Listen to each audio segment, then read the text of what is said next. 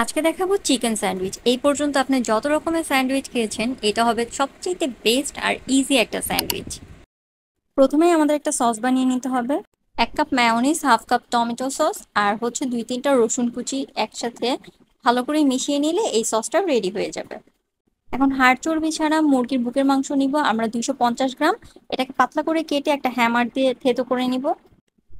তারপর একটা মিক্সিং বলে 3 টেবিল চামচ সয়াবিন তেল, হাফ টেবিল চামচ ধনিয়া গুঁড়া, হাফ টেবিল চামচ জিরা গুঁড়া, 1 টেবিল চামচ লাল মরিচের গুঁড়া, ঝালটা আপনারা বাড়িয়ে কমিয়ে দিতে পারেন, পরিমাণ মতো লবণ, 1 টেবিল চামচ গরম মশলার গুঁড়া, 1 টেবিল চামচ গার্লিক পাউডার আর 1 টেবিল চামচ টমেটো সস দিয়ে আমরা এই মশলাটাকে মিশিয়ে চিকেনটাকে যে থেতো করে রেখেছিলাম ওইটা দিয়ে ভালো করে মিশিয়ে নিব। এখানে 1 টেবিল চামচ গার্লিক পাউডারের বদলে আপনারা চাইলে 1 টেবিল চামচ গার্লিক পেস্ট দিয়ে দিতে পারেন। এখন একটা কড়াইতে অল্প একটু তেল দিয়ে আমরা এই চিকেনটাকে ভেজে নিব। এখানে কোনো পানি অ্যাড করবো না, চিকেন থেকে যে পানিটা বের হচ্ছে এটা দিয়ে চিকেনটা পুরোপুরি সিদ্ধ হয়ে যাবে। পানিটা শুকিয়ে যখন এরকম ভাজা ভাজা হয়ে যাবে, তখন যতটুকু সম্ভব আমরা এই মাংসটাকে একদম ঝুরা করে নিব। এইভাবে মাংসটাকে ভেজে আপনারা একটা এয়ারটাইট বক্সে ফ্রিজে রেখে দিতে পারবেন। তারপরে যে কোনো সময় এটাকে নামিয়ে আপনার স্যান্ডউইচ বানিয়ে নিতে পারবেন। এখানে আমি একটা গ্রিল বাস্কেট নিয়েছি পাউরুটিটাকে একটু ভেজে নেওয়ার জন্য। আপনারা তাওয়াতে অথবা ফ্রাই প্যানেও ভেজে নিতে পারবেন।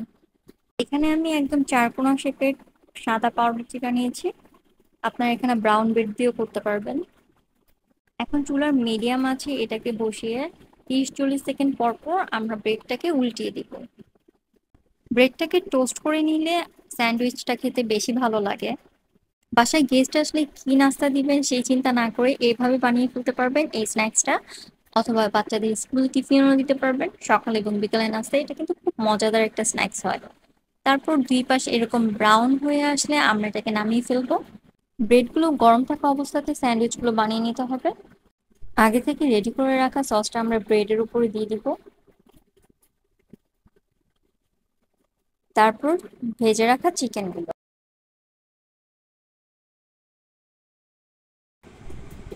দেওয়া হয়ে গেলে এখানে আমরা আবার ওই সসটা দিব। তারপর একটা ব্রেড উপরে দিয়ে তারপর আবার উপরে সসটা দিয়ে চিকেনগুলো দিব। এখানে চাইলে আপনারা চিজ দিতে পারেন। যদি এখানে চিজ অ্যাড করেন সেক্ষেত্রে স্যান্ডউইচটা একদম রেডি করার পর তাওয়াতে দিয়ে এপিট ওপিট কয়েক সেকেন্ড ভেজে নিলে চিজটা মেল্ট হয়ে আসবে। এবারও চিকেনের উপর আমরা সস দিয়ে আরেকটা ব্রেড নিয়ে নিয়েছি। টোটাল 3টা ব্রেডে আমরা 2টা লেয়ার করে নিয়েছি। এভাবে বাকি স্যান্ডউইচগুলো বানিয়ে নেওয়ার পর আমরা একটা নাইফের সাহায্যে এটা ট্রায়াঙ্গেল শেপে কেটে নেব। তৈরি হয়ে গেল আমাদের চিকেন স্যান্ডউইচ। এটা কিন্তু অনেক অসাধারণ, একদম ক্রিস্পি একটা ভাইব আসবে, দেখতে কিন্তু অনেক সুন্দর হয়েছে, এটা খেতেও অনেক মজা হয়েছে। মজার মজার স্ন্যাক্স খেতে কিন্তু আমরা প্রায় সময় রেস্টুরেন্টে চলে যাই। এখন থেকে বাসায় বানিয়ে ফেলতে পারবেন এরকম একটা মজাদার স্যান্ডউইচ, আর পরিবারের সবাইকে নিয়ে উপভোগ করতে পারবেন। আজকের রেসিপিটা কেমন লাগলো কমেন্ট করে আমাকে জানাবেন। যারা যারা আমার চ্যানেলে নতুন, যদি ভালো লেগে থাকে সাবস্ক্রাইব করে রাখবেন। আজকের মতো এতটুকুই, আশা করি ভালো থাকবেন। আল্লাহ হাফেজ, আসসালামু আলাইকুম।